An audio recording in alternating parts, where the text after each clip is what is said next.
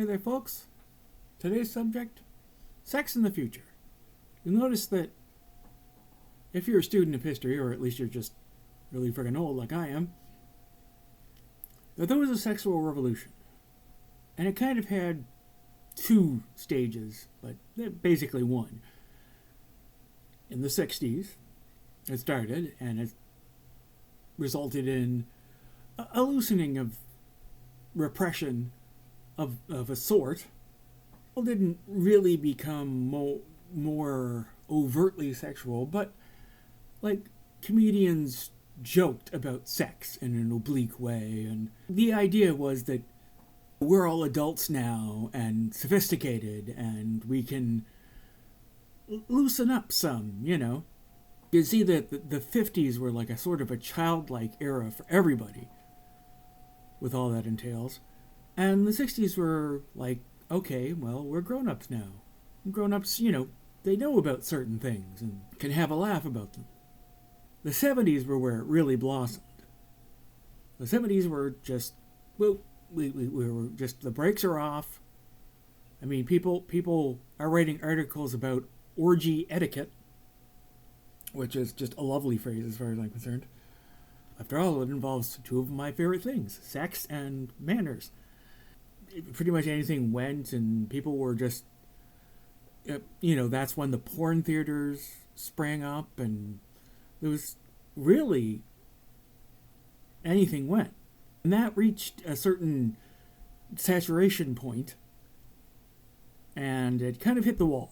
It hit the wall of things that just can't be acceptable, essentially. Stuff involving children. Reagan came along with his Morning in America, and there was basically a period of things going back in the closet. Things had gone too far, and when things gone too far, they had to go back. And for a while, they probably went back a little further than they needed to. But then since then, we've more or less been at the same stage. The sexual revolution hasn't gone really any further than that. We reached an equilibrium, a stable equilibrium. There's no such thing as shacking up anymore. For those of you who aren't old enough, which is probably the majority of you, frankly, it used to be, it was considered extremely scandalous for an unmarried couple to live together. Now it's standard. Today we're all, you know, we're all pretty groovy. Everyone knows porn exists, and everyone knows that pretty much everybody masturbates, and got me to thinking about whether things like that are going to change in the future. Because, broadly speaking, I can't think of any area where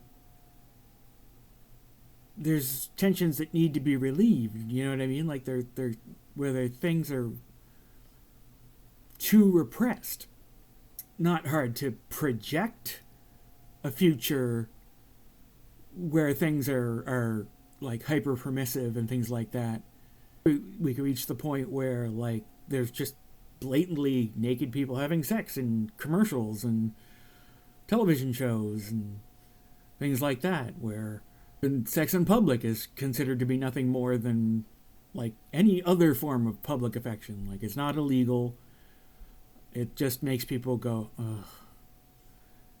And couldn't they do that somewhere else? And things like that. Just projecting a concept, I don't really think that's going to happen.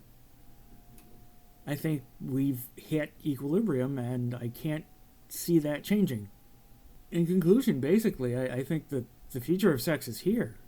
I'm sure there's still pockets of absurd repression and people getting all kinds of psychological complexes and perversions because their sexuality has been repressed. As a world, as a society, as a general, what we used to call Western culture, I don't know what to call it now, say I'll use my own term, the modern, democratic, pluralistic world.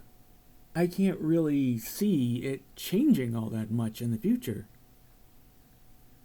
I mean, we already reached the limit with women's clothing when someone invented the thong bikini, which is like literally the minimum amount a woman could be wearing and not actually expose her vagina or anus.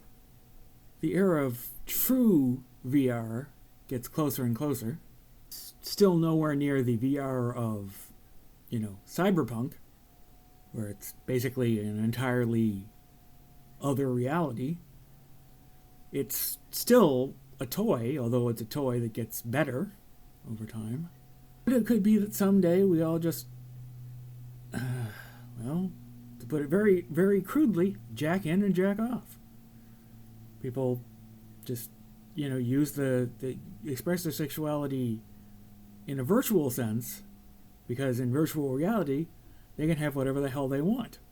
That might actually turn out to be a good thing overall, because it'll lead to people not being repressed at all. Like, if at any time they can have whatever sex they want, maybe people will just, calm down some.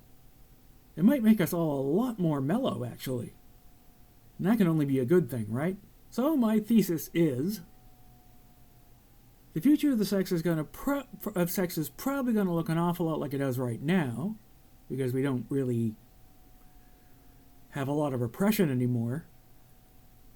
Who knows? I could be completely wrong, and it could be that right around the corner is something that's going to make even a libertine like myself uncomfortable, and suddenly I'll be the old person going, do they really have to do that?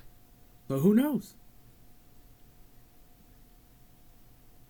Guess that's it for me for today, folks. I will talk to you nice people again tomorrow. Bye-bye.